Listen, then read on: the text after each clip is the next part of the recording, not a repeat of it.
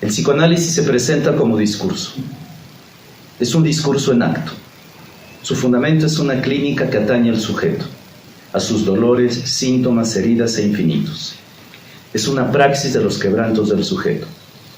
Pero esta dimensión clínica no agota su enunciado discursivo. Desde sus laderas textuales y doctrinales pueden realizarse análisis del campo de lo social, porque lo social también es su campo.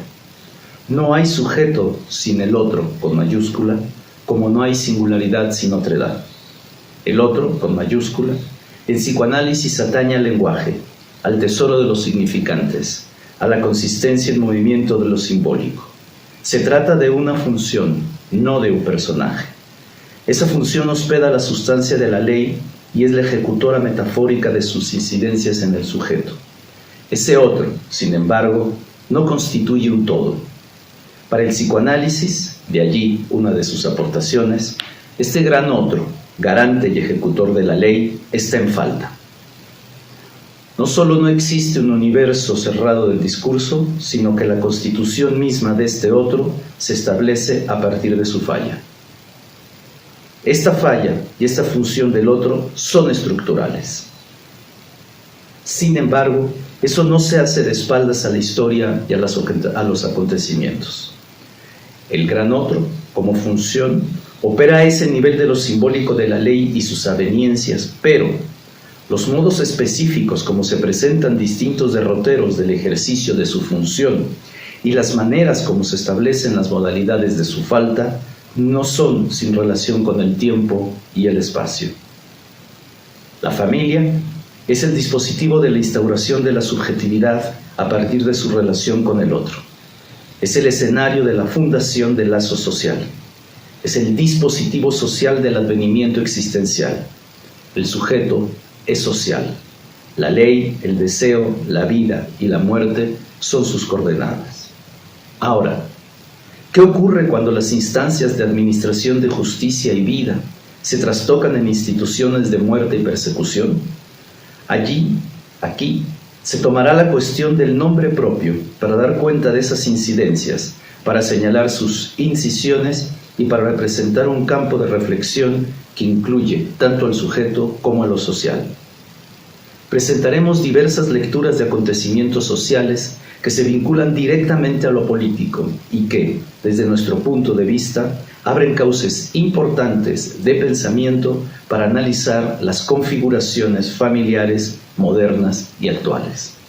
Nos referimos al ejercicio violento de regímenes militares o sostenidos sobre la fuerza del ejército y la policía en vinculación con el gobierno en turno, que provocan el abandono del país, la desaparición, el asesinato y el secuestro ilegal de miles de ciudadanos y de ciudadanas.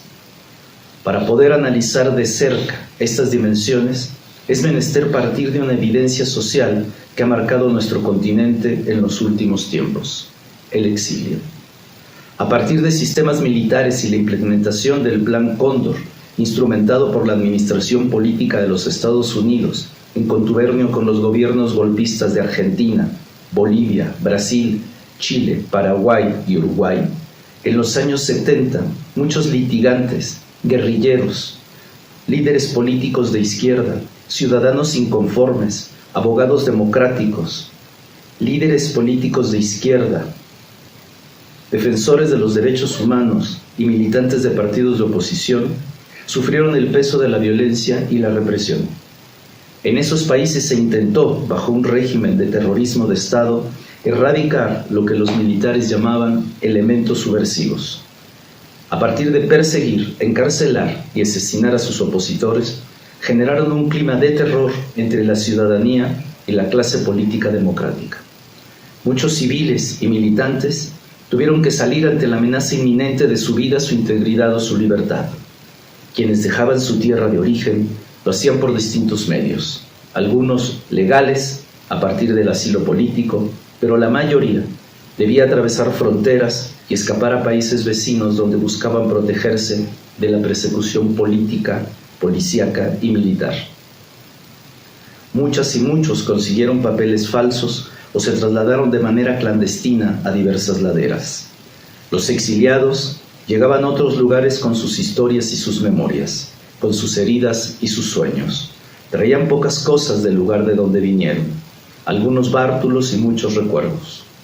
Perdieron mucho, perdieron tanto, pero cada uno y cada una tenía un nombre propio y su apellido para recordar e intentar anudarse a la historia de su gente y de su pueblo. Lo podía llevar en un documento de identidad, en su pasaporte, escondido bajo otras rúbricas o entre la piel y la memoria para no olvidarlo. El nombre era el hilo de Ariadna en el laberinto de la geografía agreste. En este movimiento no solo se exiliaba el padre, familias enteras debieron abandonar sus ciudades. Muchas casas quedaban rotas cuando la madre, el abuelo o alguno de los integrantes de ese clan debía salir del país ante las amenazas militares. Quienes se quedaban debieron vivir muchas veces un exilio en sus propias localidades por la persecución política que se experimentaba en aquellos años. Un agujero se abría, tanto en los que se iban como en los que se quedaban. El tejido social se desgarraba, las familias se quebraban y los vínculos que los enlazaban eran desbaratados. El rostro de América Latina se escribió con las cicatrices de esas violencias. Miles de vidas cambiaron por la intromisión violenta de estos gobiernos impuestos. Existencias rotas que se armaban a medias, que se rearmaban bajo circunstancias muy adversas en otros países. En algunos casos fueron bien recibidos, en otros el exilio se volvió una pesadilla. También hubo historias de amor y encuentros vitales con habitantes de otras ciudades y otras latitudes. Las lenguas se mezclaban igual que los corazones. Imposible hacer aquí el recuento de esa lírica del destierro y la migración forzada, de esas leyendas íntimas y públicas de quienes se vieron forzados, sin importar edad o afiliación política, a abandonar sus casas, sus ciudades, su país y sus afectos entrañables. Uno de los países más lastimados por la represión fue la República Argentina. A partir del golpe de Estado perpetrado por una junta militar en 1976 y de la acción de los grupos paramilitares que aparecieron incluso antes del garrotazo castrense, miles de familias fueron desgajadas, muchas mujeres y hombres fueron perseguidos, encarcelados o torturados, así como muchos niños fueron trastocados por la emigración forzada y la errancia geográfica. En relación al exilio, durante muchos años, los gobiernos militares intentaron borrar de la memoria social la existencia y la importancia de estos acontecimientos políticos. Sea que buscaran urdir un manto de olvido sobre ellos, sea que, cuando los recordaban, era para imputarles diversos delitos o actos ilegales. A mediados de los años 70, se intentó desacreditar a los exiliados acusándolos de organizar movimientos de desestabilización social y de poner en mal el nombre de la nación. La propaganda de la dictadura aseguraba que muchos de los exiliados eran los culpables de la violencia que lastimaba al país, amén de acusarlo de personajes subversivos y peligrosos. Es curioso, entre los exiliados y las exiliadas había bebés recién nacidos, niños de 3 años que comenzaban a hablar o niñas cuya edad fluctuaba entre los 4 y los 12 años. Con la llegada de la democracia, a principios de los años 80, las cosas comenzaron a cambiar. Lentamente, es cierto, sin embargo, en 1998 se presentó una iniciativa de ley que tendrá gran valor histórico. A partir de las leyes 24.043 y 24.411, que establecía la obligación por parte del Estado de ofrecer reparaciones económicas a los presos políticos y familiares de desaparecidos, se propuso en este espíritu resarcir económicamente también a los exiliados.